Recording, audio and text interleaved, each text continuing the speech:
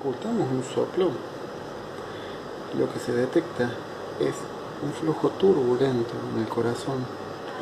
que el equipo, en este caso con el Doppler color, lo detecta. Acá tenemos las dos imágenes. Esta es la válvula mitral que separa el atrio izquierdo, un atrio izquierdo que está muy agrandado, de un ventrículo izquierdo que tiene una gran sobrecarga de volumen, bueno, paredes delgadas, disfunción sistólica. Acá lo que estamos viendo, el anillo mitral está muy dilatado y por lo tanto las valvas no se pueden juntar muy bien, y esto que detecta hacia acá es el flujo regurgitante del ventrículo izquierdo hacia el atrio, lo que hace que el atrio sea grande y por lo tanto genera un flujo turbulento que se registra acá en esta gama de colores,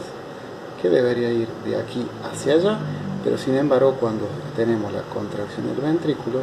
en lugar de mantenerse cerrada, se filtra un jet regurgitante hacia el atrio.